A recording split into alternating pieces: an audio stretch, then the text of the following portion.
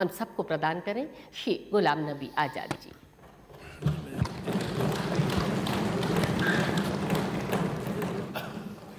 बैठे बैठे।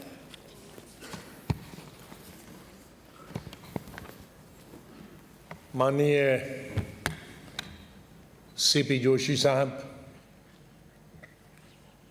जो हमारे राजस्थान विधानसभा के स्पीकर भी हैं और राजस्थान सीपीए ब्रांच के प्रेसिडेंट भी हैं, मैं आपका बहुत बहुत धन्यवाद करता हूं कि आपने मुझे यह अवसर प्राप्त कराया कि मैं इस विधानमंडल के सभी साथियों और भूतपूर्व जो हमारे साथी उनके सामने अपनी कुछ बात रख सकूं। जनाब गुलाब चंद कटारिया साहब,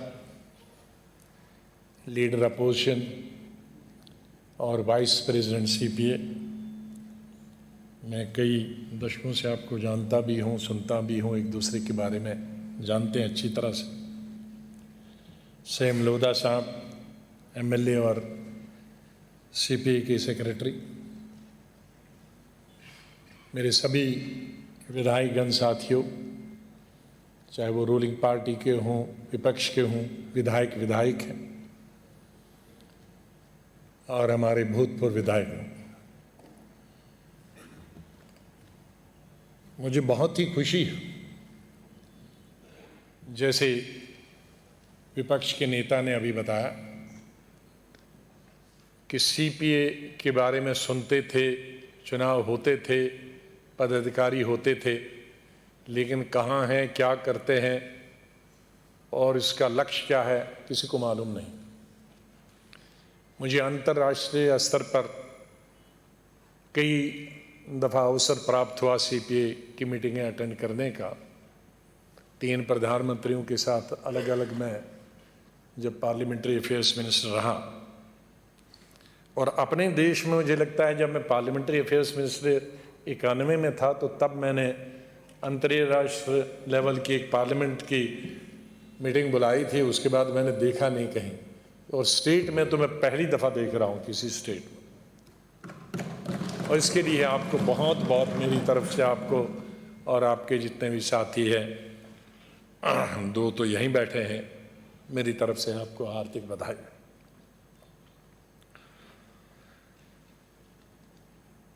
नेहरू जी के बारे में ये कहा जाता है बहुत बड़े विद्वान थे, बहुत बड़े बैरिस्टर थे, पढ़े लिखे थे, लेकिन प्राइम मिनिस्टर होकर जब किसी फॉरेन ने इंटरव्यू करते करते उनसे पूछा कि आपके बारे में कहते हैं कि आप बहुत बड़े विद्वान हैं, पढ़े लिखे हैं। हाँ, कहा मैं उतना ही पढ़ा लिखा हूँ जितना एक छोटा बच्चा 3-4 साल का दरिया के किनारे या समंदर के किनारे पत्थरों से, गिट्टियों से खेलता है, उतना ही मेरा नॉलेज है। मतलब मैं भी सीख रहा हूँ, तो उसका मतलब है कि नॉलेज की कोई सीमा नहीं कि जिस देश का इतना विद्वान प्राइम मिनिस्टर कहे कि मैं भी अभी उतना ही नॉलेज हूँ जैसे बच्चे को, छोटे बच्चे को पत्थर गिनता दरिया के किनारे। तो इतना जानकारी होना ये किसी के पास नहीं। तो हमें भी पार्लियामेंट के जरिए, और ये सीपीए एक ऐसा फोरम है कि जिसका हमने इस्तेमाल नहीं किया।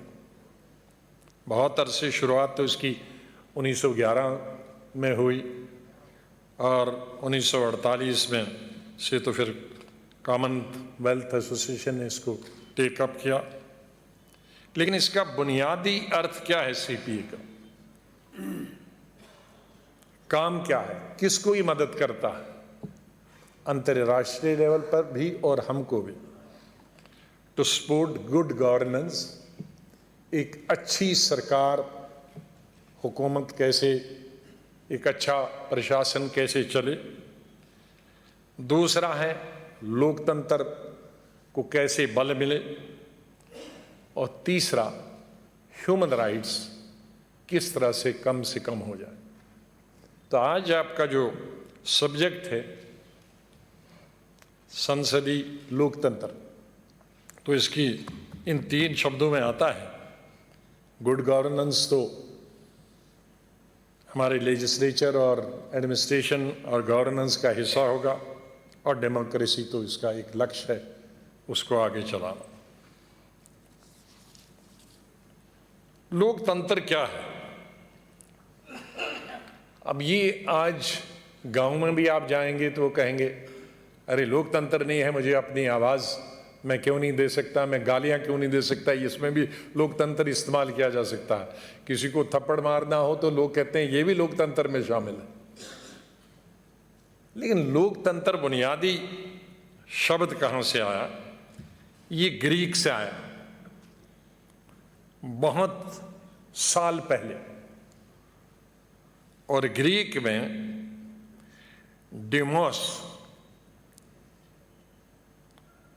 डेमोस का मतलब है डेमोक्रेसी, लोकतंत्र।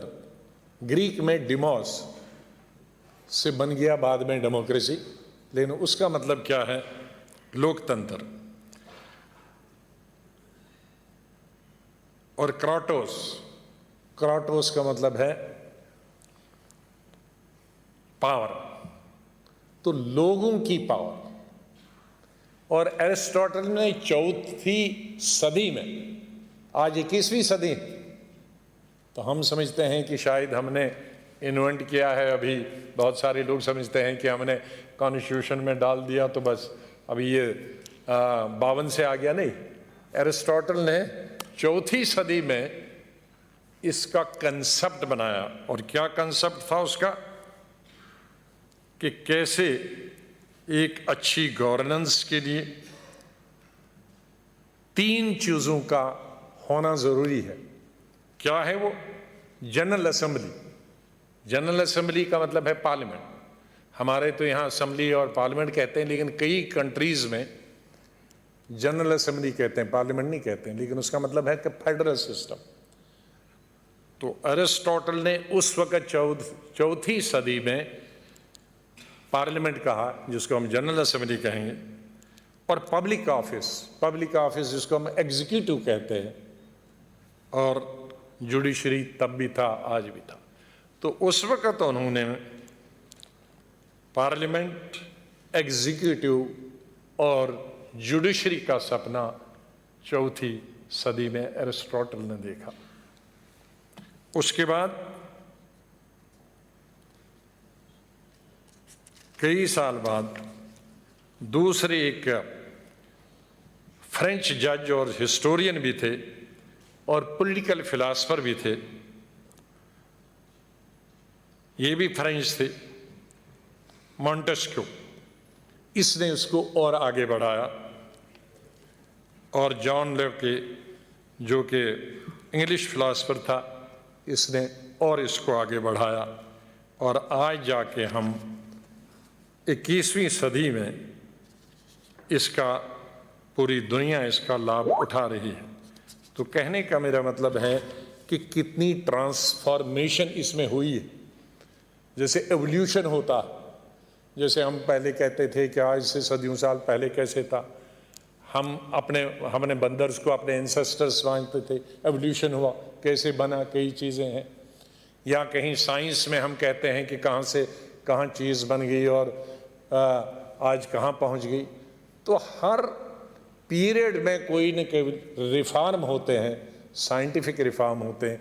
तो ये 4वीं सदी से लेकर डेमोक्रेसी, जिसके अंदर जुडिशरी भी आती थी, जिसके अंदर एग्जीक्यूटिव भी आती थी, जिसके अंदर लेजिस्लेशन भी आती थी, आज हम एक ऐसे फॉर्म पे पहुंच गए हैं।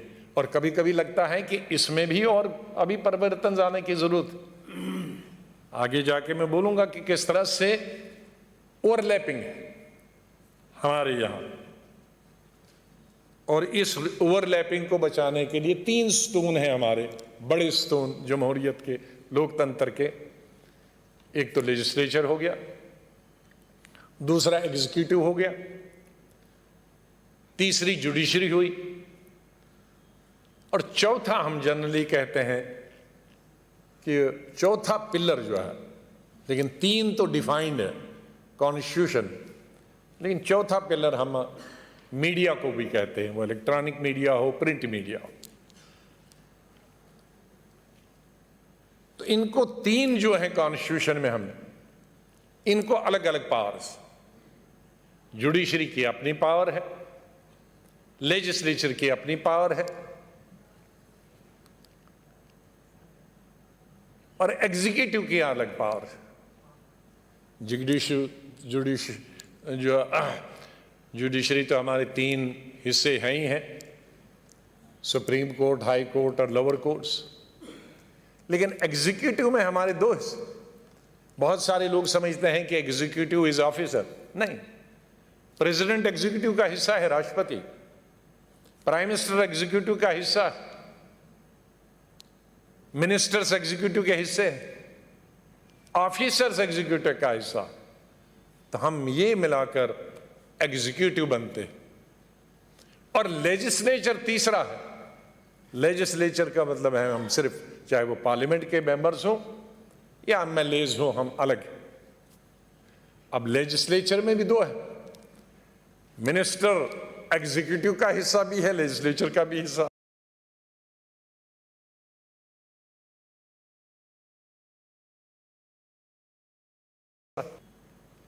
तो ओवरलैपिंग है इसमें, लेकिन तीनों चीजें अलग अलग हों और डेमोक्रेसी, लोकतंत्र आगे बढ़े, इसलिए सेपरेशन ऑफ पावर किया गया। सेपरेशन ऑफ पावर क्या है कि कोई भी एक ताकत एक के हाथ में न रहे, न लेजिस्लेचर के हाथ में रहे। कल हम सब कानून ऐसा बनाएं कि मेरी कॉन्स्टिट्यूंसी में ही सब अस्पताल बने, कॉलेज बने, और जो बेचारा है नहीं यहां उसका कुछ नहीं बने। तो अगर ऐसा करेगा तो कोर्ट उसको स्ट्रक ऑफ कर देगी। तो इसलिए वो हमें पूरी ताकत हम में भी नहीं। कल को जुडिशरी ऐसा कहे कि जो उसको पसंद नहीं है उसको लटका दे फांसी पे, और नहीं, लेकिन नहीं, वो हम करने नहीं देंगे। हम वो बिल लाएंगे, कानून लाएंगे, उसको विधानसभा में, पार्लियामेंट में रद्द कर देंगे। तो इसलिए सेपरेशन पावर है कि कोई भी ऐसा, तीनों में से कोई भी एक ऐसा कदम न उठाए जो इरेशनल हो और आर्बिट्रेरी हो और स्टेट के खिलाफ, लोगों के खिलाफ। सेपरेशन ऑफ पावर के क्या मतलब कि एक इंस्टीट्यूशन दूसरी इंस्टीट्यूशन में दखल न दे। लेजिस्लेचर्स अपना काम करें, कानून पास करें, जुडिशरी अपना काम करे, और एक दूसरे में हम बिल्कुल दखल न दें। अब बुनियादी प्रिंसिपल क्या है, उसूल क्या है, डॉक्ट्रिन क्या है हमारे देश की इस बंटवारे की? करप्शन को रोकना, कुंभा परवरी जिसको हम नेपोटिज्म बोलते हैं उसको रोकना, और गलत ताकत का इस्तेमाल इसको रोकना। इसीलिए तीनों चीजें कि हम तीनों में से कोई भी अपनी ताकत का गलत प्रयोग न करें, उसको देश के लिए करें, जनता के लिए, न कि उसको अपनी ताकत के लिए। तो ये तीनों जब विंग अलग अलग काम करते हैं तो उससे क्या होती है कि डेमोक्रेसी बनती है और ऑटोक्रेसी नजदीक नहीं आने देते। ऑटोक्रेसी का मतलब है एक व्यक्ति का या एक विंग का राज नहीं चलेगा, बल्कि सबका राज चलेगा मिलके, जो देश के हित में होगी। फिर सबकी इसमें से क्या होगा, इंडिविजुअल लिबर्टी, हर किसी आदमी को अपनी आज़ादी का हक मिलेगा और शेयर मिलेगा, और एक एफिशिएंट एडमिनिस्ट्रेशन बनेगी जो सबके लिए काम करेगी। और जुडिशरी की भी उसमें इंडिपेंडेंस रहेगी और लेजिस्लेचर की भी उसमें आज़ादी रहेगी। ना आपने स्पीकर साहब ने यहाँ बताया कि लेजिस्लेचर सबसे बेचारा आज के वक्त में मैं सोचता हूँ बड़ा मजलूम है। मजलूम समझते हैं? लाचार लाचार है। दुनिया में बहुत सारी सर्वेज हुई एमपीज की, जहां जहां भी लोकतंत्र है, जिसमें अलग अलग लोगों ने भाग लिया है एमपीज में, लेजिस्लेचर में 600, 700 अलग अलग देश के, किसी के 20, किसी के 10, किसी के 15 किसी देश में, और अलग अलग उसमें जो सर्वे आए, जो डेवलप कंट्रीज हैं उनमें सर्वे आया है कि हमारा काम 70% लोगों ने कहा है हमारा काम सिर्फ कानून बनाना। वो ऐसा क्यों सोचते हैं? क्योंकि कॉन्स्टिट्यूशन में हमें कानून बनाने की पहली जिम्मेदारी है। हाई कोर्ट, सुप्रीम कोर्ट कानून की उस जो हमने बनाया उसकी व्याख्या कर सकता, लेकिन वो कानून नहीं बना सकता। प्रधानमंत्री, राष्ट्रपति हुकूमत कर सकते हैं, कैबिनेट हुकूमत कर सकती है, लेकिन कानून नहीं बना सकती। तो कानून कौन बना सकता है? सिर्फ लेजिस्लेचर बना सकता है, पार्लियामेंट और विधानसभा ही कानून बना सकती। इसलिए इन तीनों में भी कभी कभी बात जाता है कि नंबर वन कौन है। तो यह भी कहा जाता है कि जहां हम कहते हैं बराबर है, लेकिन फर्स्ट अमंग इक्वल्स, बराबर में भी एक बड़ा है। कभी कभी हम कहते हैं कोलोकियल लैंग्वेज में न रहेगी इसको बांस न गए बजेगी बंसरी, तो वही है। अगर लेजिस्लेचर नहीं होगा तो न एग्जीक्यूटिव रहेगी और न ही सुप्रीम कोर्ट रहेगा, क्योंकि कानून हम बनाते हैं तो उसी कानून को तो एग्जीक्यूटिव लागू करती है। जो हम कानून बनाते हैं उसी की व्याख्या तो सुप्रीम कोर्ट करती है। अगर हम कानून नहीं बनाएंगे तो सुप्रीम कोर्ट क्या जजमेंट देगा? क्या पढ़ के बताएगा क्या ठीक है क्या नहीं है? किसको कोर्ट करेगा? अगर हम कानून, आप और हम पार्लियामेंट और विधानसभा में कानून नहीं बनाएंगे तो एग्जीक्यूटिव क्या लागू करेगी? कुछ नहीं है उसके पास लागू करने के लिए। तो इसलिए जो बुनियादी, जो इन तीन पिलर्स में से जो बड़ा पिलर है, फाउंडेशन में जो सबसे ज्यादा नीचे गहरा है, बाकी तो उसके ऊपर इमारतें हैं, वो है हमारा लेजिस्लेचर। लेजिस्लेचर हम पार्लियामेंट को भी कहते हैं, लेजिस्लेचर हम विधानसभा को भी कहते हैं, जो लेजिस्लेट करे, जो कानून बनाए। अब जो इंटरनेशनल लेवल पे सर्वेज हुई, कौन कहता है 70% सिर्फ कानून, हमारा कानून है और कोई लेना देना नहीं, बाकी कुछ है, कॉन्स्टिट्यूंसी बीच में चक्कर एक चलाओ, एक पार्टी वार्टी सबको खिलाओ और दूसरा अपना कॉन्स्टिट्यूंसी के बारे में एक शब्द कुछ बोल दो। ये वो देश बोलते हैं, उनका कसूर नहीं है, क्योंकि उनके देश में 200 साल 300 साल पहले लोकतंत्र आया है। रिच कंट्रीज भी हैं, पढ़े लिखे हमसे बहुत साल पहले है। वहां सड़क की कोई, अमेरिका में अगर जाओ तो वो सड़क बनाने की प्रॉब्लम के लिए कोई नहीं आएगा। ब्रिटेन में जाओ, जर्मनी में जाओ, फ्रांस में जाओ, आपको पानी का नल लगाने के लिए कोई सिफारिश नहीं करेगा, या कुआं खोदने के लिए कोई सिफारिश नहीं करेगा, कॉलेज बनाने के लिए कोई नहीं करेगा, यूनिवर्सिटी स्कूल बनाने के लिए नहीं करेगा, हॉस्पिटल बनाने के लिए नहीं कोई करेगा, क्योंकि ये तमाम चीजें प्राप्त है, वहां मौजूद हैं। हम साल कई हजार साल गुलाम रहे, और उस गुलामी तो एक चीज थी ही थी, लेकिन उसमें जो हमारी संपत्ति थी वो भी ले गए साथ। अब हमें दो चीजें जोड़ना, एक तो 70 साल की आज़ादी और यहाँ रखा कुछ नहीं, पेड़ पौधों और ज़मीन के बगैर, बाकी जो चीज़ें थी वो ले गए। तो वो देश जिनके पास ये तमाम चीज़ें पर्याप्त हैं पहले से, तो उनका सिर्फ काम है कानून बनाना।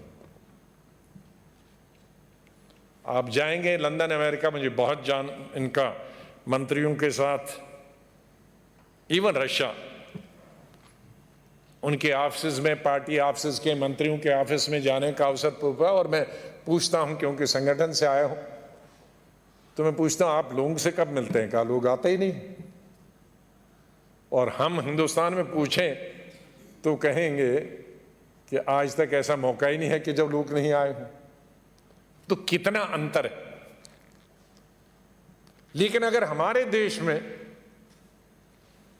बांग्लादेश में, श्रीलंका में, नेपाल में, भूटान में, पाकिस्तान में, यहां पूछेंगे कि एमएलए का क्या काम है, लेजिस्लेचर का, वो कहेंगे 99% तो इसका काम है हमारी कॉन्स्टिट्यूंसी देखना, हमारी सड़क देखना, हमारी बिजली देखना, हमारे पानी देखना, हमारा स्कूल देखना, हमारा अस्पताल देखना, हमारी सिफारिश करना एसएचओ के पास, बीडीओ के पास, एसपी के पास, डीसी के पास। तो कितना फर्क है लेजिस्लेचर और लेजिस्लेचर, डेमोक्रेसी और डेमोक्रेसी।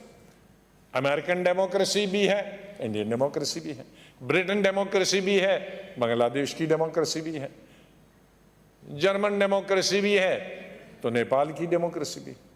लेकिन लेजिस्लेचर्स की रिस्पॉन्सिबिलिटीज और ड्यूटीज क्या है, उसमें जमीन आसमान का फर्क है। तो इसलिए जो हमारा लेजिस्लेचर है, इसकी बहुत ये बड़ी कठिनाइयों से गुजर रहा है। हम भुगत चुके हैं इतने 40-42 साल से।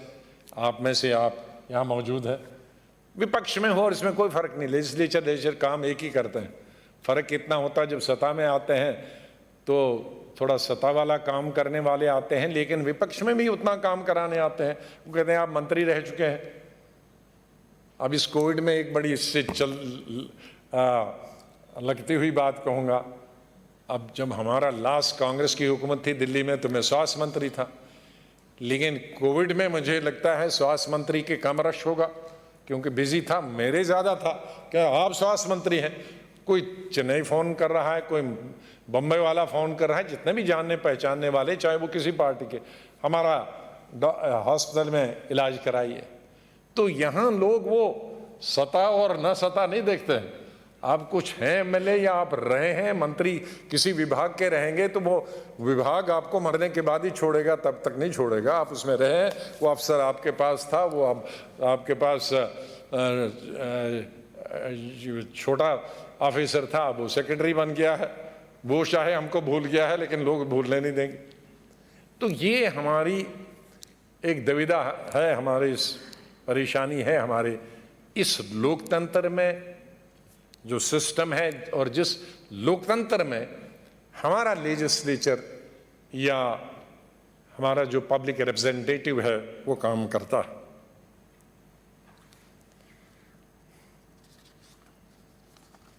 कुछ चीज़ें मैं बताना चाहूँगा कि जो बहुत ज़रूरी है कि हम उनको लेजिस्लेचर उसको कैसे निपटाए। ये काम कभी खत्म होंगे नहीं। लेजिस्लेचर बहुत होते हैं, हजारों रहे आज तक, जो अगर लाखों नहीं कहूँ मैं, क्योंकि रिपीट भी होते हैं, पूरे देश में लाखों होंगे विधानसभाओं और, लेकिन लोग कितनों को याद रखते हैं? बहुत कम लोगों को याद रखते हैं। इसलिए मैं थोड़ा कुछ अपने अनुभव से बताना चाहूँगा। सबसे बड़ी ज़रूरी जो चीज़ है कि हम एक दूसरे को सिर्फ सदन में और सदन से बाहर लेजिस्लेचर समझे। अगर हमने लेजिस्लेचर को सिर्फ लेजिस्लेचर समझ लिया तो हमारी 90% परेशानियां दूर हो जाएंगी। इस सदन में कौन बीजेपी वाला है, कौन कांग्रेस है, कौन इंडिपेंडेंट है, कोई पता नहीं चलता। मेरे बाहर से मुझे नहीं पता चलता, और होना ऐसा ही चाहिए। हमारे जो झगड़े होते हैं वो इलेक्शन के वक्त दिखने चाहिए, और कभी कभी इलेक्शन में भी नहीं दिखते हैं। मैं जनरल सेक्रेटरी इंचार्ज था कुछ साल पहले, 2-3 दफा यहां का मैं इंचार्ज रहा हूं, शेखावत जी के वक्त में भी रहा हूं जो मुख्यमंत्री थे। तो शेखावत जी एयरपोर्ट में मिले, हेलीपैड पे यहां।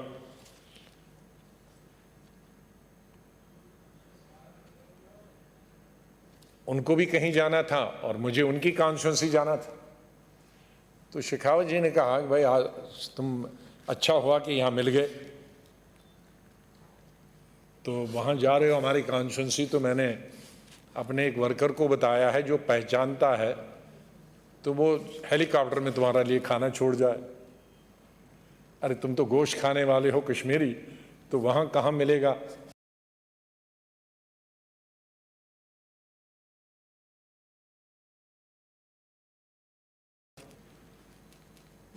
ये इस तरह से, और मैं जाने वाला था उनके कॉन्स्टिट्यूंसी के खिलाफ बोलने वाला। मैं गया, बोला, उनकी तारीफ भी की कि बहुत बड़े लीडर हैं। ठीक है, हमारा उतना बड़ा लीडर नहीं है यहाँ, लेकिन चूंकि वो अलग पार्टी है, मेरी अलग पार्टी है, मैं अपने पार्टी के लिए वोट मांगने आया। लेकिन हमने खाली वोट तक रखा। मेरा अपना अनुभव है जिंदगी का। 77 में मैंने पहला इलेक्शन लड़ा था विधानसभा का, और लड़ाई हजारों हैं। मैंने आज तक न अपने इलेक्शन में, चाहे विधानसभा हो या लोकसभा, या जो हजारों या लाखों शायद पब्लिक मीटिंग कुछ की है मैंने कंट्री में, अपनी पार्टी का 100% स्टेट हूँ और यूटीज का जनरल सेक्रेटरी रह चुका हूँ पिछले 35 साल में। मैंने कभी विपक्ष के कैंडिडेट का नाम नहीं पूछा, क्योंकि मुझे उसके बारे में बोलना ही नहीं है। इनमें से बहुत सारे हमारे साथी हैं, पूछे। मैं जब इनके कैंपेन किया हूं कई दफा, जैसलमेर में भी, यहाँ कोटा में, मैंने कभी नहीं पूछा है कि आपका विपक्ष कौन है, क्योंकि मुझे उसके खिलाफ नहीं बोलना। जैसा मेरा पार्टी कैंडिडेट है वो अपनी पार्टी का, उसके खिलाफ क्यों बोलूंगा। मैं वो बोलूंगा भाई हमने ये करना। तो ये अगर हम परिवर्तन, राजनीति में परिवर्तन ला पाएंगे तो मेरे ख्याल में लोकतंत्र सफल हो जाएगा। डेमोक्रेसी, जो रियल डेमोक्रेसी है वो सफल हो जाएगी। जो हमारी बीच में जो दूरियां हैं वो खत्म हो जाएंगी।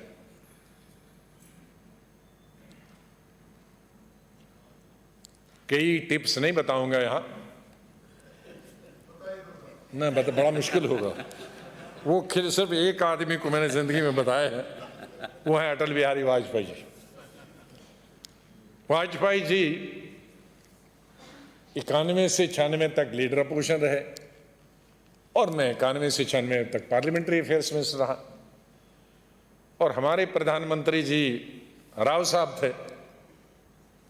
वो कहता भाई मुझसे कभी नहीं पूछना, जो सरकार की तरफ से, और माइनॉरिटी गवर्नमेंट थी और कोलिशन नहीं थी किसी के साथ, और किसी के अलाई भी नहीं था, 25 आदमी हम कम थे। तो वो 5 साल हम 2 आदमियों ने चलाया, सरकार की तरफ मैं और विपक्ष की तरह अटल बिहारी वाजपेयी जी। उसका ये होता था कि मैं हर अल्टरनेट दिन वो मेरे कमरे में खाना खाएं। मैं उम्र में बहुत छोटा था, लेकिन प्यार कैबिनेट मिनिस्टर था, और हर तीसरे दिन में उनके खाना खाता था। इस तरह के संबंध, और मिलके हम करते थे। जो आपने विपक्ष के नेता ने बताया कि जो आपकी अच्छी बात है हम उसको मंजूर करेंगे, और जो हमारा अच्छा कानून है आप उसको समर्थन करेंगे। ये बॉटम लाइन थी।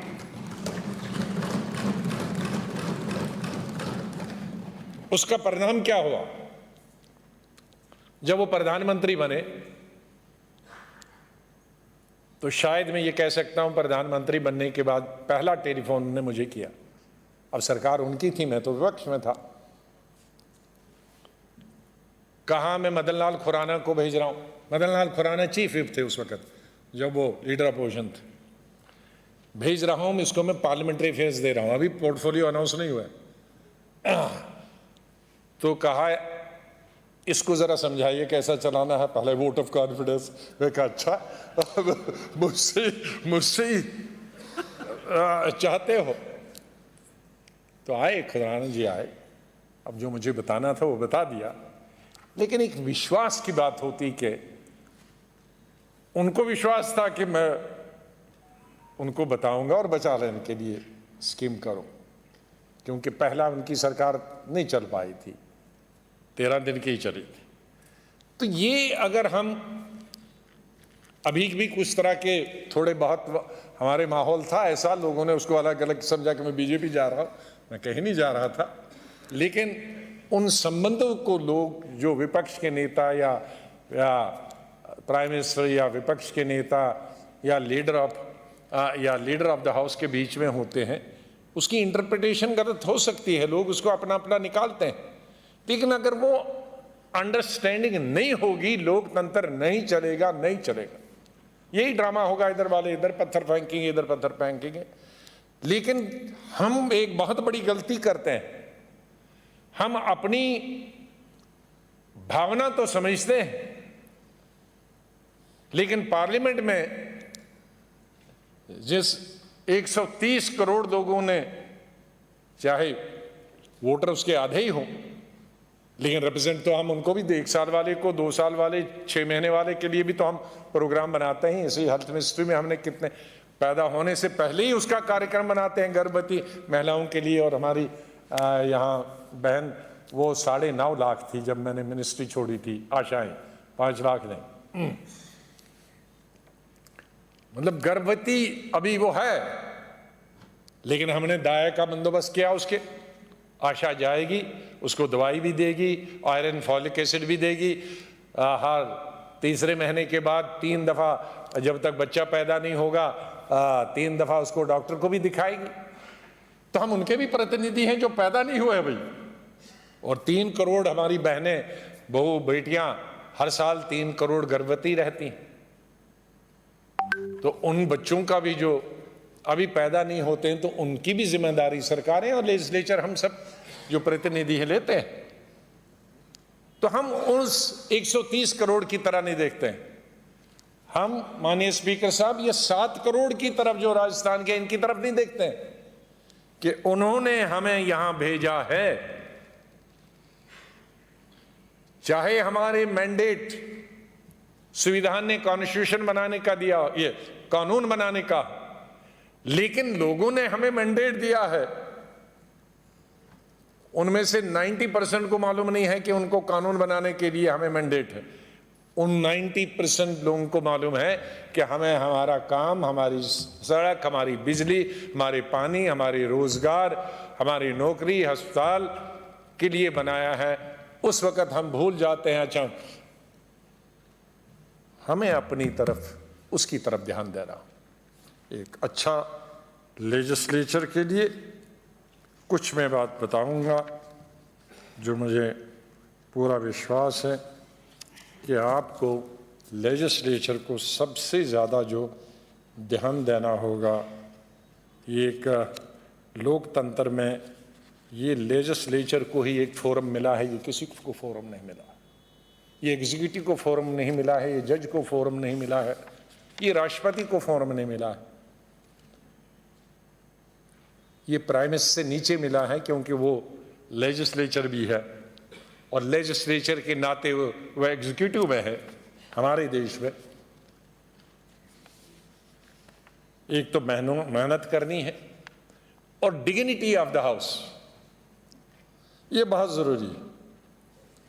जो अपने इंस्टीट्यूशन की डिग्निटी नहीं रखता, वो अपनी डिग्निटी नहीं रख सकता। जहां हम काम करें, हम पार्लियामेंट में करें, विधानसभा में करें, हम स्कूल कॉलेज में करें, हम अस्पताल में करें, तो अगर हम उस इंस्टीट्यूशन जिसमें हम काम करते हैं हम उसका आदर नहीं करें, उसकी डिग्निटी नहीं रखेंगे, उसका मान सम्मान नहीं रखेंगे, तो हम अपना मान सम्मान नहीं रख सकते, न हमारा कोई मान सम्मान करेगा। ये एक बहुत। दूसरा, रूल्स पढ़ना। आप क्रिकेट में जाएंगे, मेरा जैसा जिसको एबीसी नहीं आता क्रिकेट, तो पता नहीं सर पे लगेगी, टांग पे लगेगी, और नहीं भी लगेगी तो कहाँ छू किसको जाएगा तो कहेंगे आउट।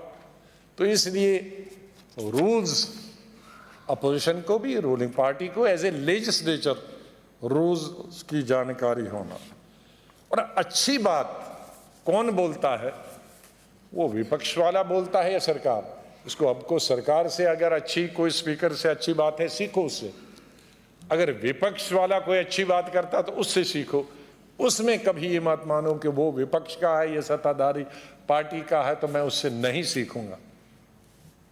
वो सीखना जरूरी है, क्योंकि लेजिस्लेचर के दो काम हैं, और कामों के अलावा एक और काम, लेजिस्लेचर कानून बनाना, और यहां जो मैंने बताया कि अपनी कॉन्स्टिट्यूंसी का काम देखना। एक तीसरा काम है, legislature is also a teacher, he is the best teacher. Legislature जो कानून बनाता है, अल्टीमेटली उसके जो शब्द लिखता है वो तो लॉ मिनिस्ट्री और लॉ सेक्रेटरीज बनाते हैं, वो तो एमएलएज को भी नहीं पता होता है। पहले वो लॉ मिनिस्टर या जो भी कानून लाएगा मंत्री, वो भी अपने सीखता है, उस मंत्री को भी नहीं कर, उसने तो एक आइडिया होता है लेकिन उसके पेच दाव वो मालूम नहीं होता है इंप्लीमेंटेशन। तो एक जो मिनिस्टर होता है जिसको लॉ वाला सिखाता है, वो फिर सदन को सिखाता है, फिर ये एमएलएज का काम है हम पब्लिक को सिखाएं, तो वहां टीचर हम बन जाते हैं। कोई भी वाटर सप्लाई की स्कीम हो, एजुकेशन की स्कीम हो, हेल्थ की स्कीम हो, कितनी स्कीमें हैं, कितने हमारे लोगों को उसका अर्थ मालूम है, कोई मालूम नहीं है। तो वहां हमें टीचर का काम करना है, लेजिस्लेचर को। लेकिन लेजिस्लेचर टीचर तब बनेगा जब खुद समझ लिया होगा मंत्री बोलने के वक्त। मैंने ये भी देखा है, जब तक मंत्री बोलते हैं अपनी किसी स्कीम के बारे में, पार्लियामेंट हो या विधानसभा हो, 1/4 मेंबर भी नहीं होते हैं, और जो नहीं रहा वो वंचित रह गया। और किसी की जो एक्टिव है, जिसकी समझ आया तो वो बात करता था, नहीं अगर ऐसा नहीं होगा तो ऐसा होगा, और अगर ऐसा हुआ तो कैसे होगा, तो वो उस मंत्री को समझाना है। तो एक अच्छा टीचर के लिए, अपनी कॉन्शियंस के लिए और पब्लिक के लिए उस स्कीम के बारे में पहले आपको खुद स्टूडेंट बनना होगा, और फिर आप अच्छे टीचर उसके होंगे, और लोग फिर उस स्कीम का फायदा उठा सकते हैं, वरना वो उसका लाभ नहीं उठा पाएंगी। जिस चंद लोगों को उस स्कीम का मालूम होगा, जानकारी होगा। हमारी कई बेनिफिशियल स्कीमें आज भी हैं, पुरानी सरकारों की, नई सरकारों, जो भी सरकार आती हैं, मैं नहीं समझता हूं कि उसका 1/4 लोग भी उसका लाभ उठा पाते हैं। ये बहुत ज़रूरी है। फिर लोगों का ट्रस्ट हासिल करना। ये बेन फ्रैंकलिन था, ये अमेरिका का, इसके 1927 में सबसे पहला आदमी था जिसके दुनिया में, अमेरिका में सबसे ज्यादा स्टोर थे। ये कोई फिलासफर वगैरह नहीं था, स्टोर्स। तो उसको बड़ी दिक्कत थी ये स्टोर कैसे, तो उसने ये आजाद किया, honesty is the best policy. हम स्कूल में आज पढ़ते हैं, लेकिन ये 1927 की बात है, उसने तब कहा honesty is the best policy. तो सबसे पहले हमको इस ऑनेस्टी और बेस्ट पॉलिसी रखना एक लेजिस्लेचर के लिए ज़रूरी है। और जिसने ये लोगों में विश्वास किया कि ये बड़ा ऑनेस्ट है, तो लोग आप पर भरोसा करेंगे। लोगों का भरोसा जीतने के लिए ये रेपुटेशन बनाना बहुत ज़रूरी है। और विपक्ष और रूलिंग पार्टी की एक वर्किंग रिलेशनशिप हो। आप इतनी अंडरस्टैंडिंग हो आपके बीच में, विपक्ष और रूलिंग पार्टी के बीच में, कि अगर कोई अच्छा काम हो तो आपको समर्थन मिलेगा, लेकिन इतनी दूरियां अगर खींचेंगे तो अच्छे काम को भी कोई समर्थन नहीं मिलेगा। ये दोनों तरफ से हो सकता है। तो एक वर्किंग रिलेशन बनाने की बहुत ज़्यादा ज़रूरत है। तो मुझे पूरा विश्वास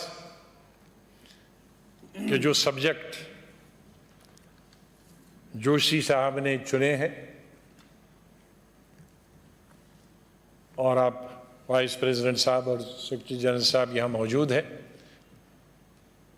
मुझे पूरी उम्मीद है कि इससे हमारे दूसरे लोगों को भी एक इंस्पिरेशन मिलेगी बाकी स्टेट के। बल्कि मैं चाहता कि आप लोगों को दूसरे स्पीकर भी बुलाने चाहिए थे और यहाँ से एक ऊर्जा और एक नया सब्जेक्ट आने के बाद ले जाते।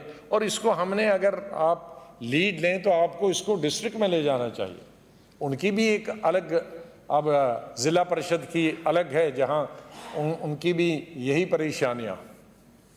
तो कुल मिलाकर मैं कहूँगा कि इस लोकतंत्र में जहाँ हम सब ने सर्वाइव होना है, जुडिशरी ने भी सर्वाइव होना है, एग्जीक्यूटिव ने भी सर्वाइव होना है, लेजिस्लेचर का सबसे बड़ा रोल है, क्योंकि हमने कानून बनाने हैं जो सुप्रीम कोर्ट उनका इस्तेमाल कर सकती है, उससे न्याय दे सकती है। एग्जीक्यूटिव बनाएं जिससे वो लोगों के लिए प्रोग्राम बना सकते हैं, और कॉन्स्टिट्यूंसीज को भी अपने देखना है। एक चीज़ इसमें लेजिस्लेचर के सारे काम में एक चीज़ का कत्ल होता है, वो कत्ल हो जाता है हमारी जो प्राइवेसी है। ये प्राइवेसी जजेस को है, ये प्राइवेसी एग्जीक्यूटिव को है, लेकिन ये प्राइवेसी एग्जीक्यूटिव के उस अंग को नहीं है जो मिनिस्टर या प्राइम मिनिस्टर है, और लेजिस्लेचर को नहीं। प्राइवेसी का मेरा मतलब नहीं है कोई चोरी छुपे किसी से बात करना।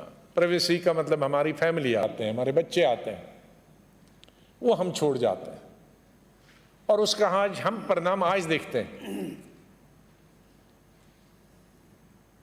मेरे बच्चे स्कूल जाते थे दिल्ली में ही, और दोनों बच्चों की ग्रेजुएशन तक में उनके स्कूल सिर्फ एक दफ़ा गया हो। एक बच्ची की तो जा ही नहीं पाया, बच्चे के। और वो भी किसी ने कहा, अरे तुम्हारे पापा जैसे लगते हैं। मेरे नहीं, वो कहाँ आएंगे, वो नहीं है, तो था मैं ही।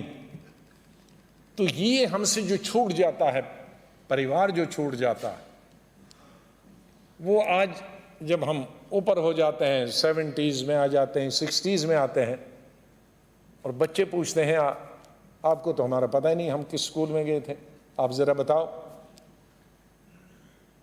आपने हमें तो पता ही नहीं। अब बड़े हो गए तो आप क्लेम करते हो मेरे बच्चे, लेकिन जब हम छोटे थे हमको लेने तो नहीं आए, हम स्कूल छोड़ने तो नहीं आए, हमको सैर करने तो नहीं लाए। तो मेरे ख्याल में इस भागा दौड़ी के ज़माने में, जहाँ मैं अपने तजुर्बे से कहूँगा कि आप हमने 20 घंटे काम करते तो देखा है खुद। 2 डिपार्टमेंट ऐसे रहे मेरी ज़िंदगी में जिसमें मैं 18 घंटे तो पूरा, एक चीफ मिनिस्ट्री और हेल्थ मिनिस्ट्री, 18 घंटे से 1 सेकंड भी नहीं, और 3 खाने के लिए सिर्फ 15-15 मिनट रखे थे। लेकिन वो उस वक़्त वाह हो जाएगी, कोई भूलता नहीं, अल्टीमेटली फैमिली रहती। तो हम कितना भी काम करें, वो काम करें, लेकिन साथ में अपनी फैमिली और बच्चे और दोस्त, इनको भी बीच में याद करें। और मैं अपनी तरफ से आपको, अध्यक्ष जी को बहुत बहुत बहुत बधाई देता हूँ, बहुत धन्यवाद करता हूँ। आपको आपको जब मैं जनरल सेक्रेटरी यहाँ होता था इंचार्ज, तो तब आप मंत्री थे। मुझे याद है एजुकेशन, जब राजीव गांधी प्राइम मिनिस्टर थे तब मैं जनरल सेक्रेटरी था।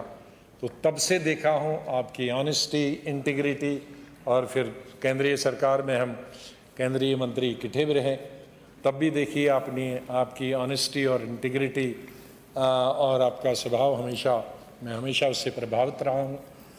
और लीडर अपोजिशन साहब को तो जानता हूँ, इनका प्रभाव से भी। अच्छे आदमी हर जगह, हर पार्टी में, देश में अच्छे आदमी की कोई कमी नहीं है। तो उन अच्छे आदमी की कदर करनी चाहिए और उन जैसा बनने का हम सबको प्रयास करना चाहिए। अच्छे लेजिस्लेचर की कमी नहीं है, अच्छा लेजिस्लेचर बनने की हमने प्रयास करना है। ईमानदारों की कमी नहीं है, उन जैसा बनने का हमें प्रयास करना है। तो ये अगर हम अपने समाज में कुछ परिवर्तन ले पाएं तो इस लोकतंत्र में जो लेजिस्लेचर का रोल है, हमें खुद एक मॉडल बनना चाहे, तब हम लोगों से अपेक्षा करेंगे कि वो भी एक रोल मॉडल। लेकिन अगर हम खुद डकैतियाँ करें, चोरियाँ करें, रिश्वतें करें, करप्शन करें और दो कहें, हम भाषण दे दें कि बड़ा ऑनेस्ट होना चाहे, ईमानदारी से करना चाहे, तो वो चलना चाहिए। आज गांधी जी ने तो अपना सब कुछ बदल दिया, तो वही तो इसीलिए तो वो फादर ऑफ द नेशन बन गए। उन्होंने खाली भाषण नहीं किए और अपने आप को वैसा ही रखा। वो भी बैरिस्टर थे, वो भी टाई लगाने वाले थे, वो भी पैंट लगाने वाले थे, वो भी बो पहनने वाले थे यहाँ, लेकिन बो से वो कहाँ पहुँच गए? क्योंकि उन्होंने अपने आप को रोल मॉडल बनाया और फिर इतने करोड़ों लोगों को, तब के करोड़ों, तब जिसमें हिंदुस्तान, पाकिस्तान, बांग्लादेश मिलाकर इतने करोड़ अगर किसी के पीछे चले जाएं तो कोई पागल नहीं है इतने करोड़ों लोग के एक आदमी जिनके बदन पे पूरे कपड़े भी न हों तो चलें, क्योंकि सच इंसान रोल मॉडल। तो हम सब अगर यही प्रयास करें कि हम रोल मॉडल बने और हम अपनी 75वीं जो हमारी आज़ादी की मना रहे हैं, इसमें तो हम अगर सब एक प्रयास करें कि इस एक साल में हम सब अच्छी चीज़ें लेंगे जिसमें हम सब नज़दीक आ जाएंगे और अपने आप में एक परिवर्तन लाएंगे। लोकतंत्र क्या है और लेजिस्लेचर का उसमें क्या रोल है, तो मेरे ख्याल में सबसे बड़ा हमारा कंट्रीब्यूशन इस 75वें साल में उन फ्रीडम फाइटर्स को होगा और फादर ऑफ द नेशन को होगा और उन लाखों करोड़ों लोगों को होगा, किसानों, मजदूरों और युवकों ने जिन्होंने ये आज़ाद भारत का सपना देखा था। बहुत बहुत धन्यवाद सबको।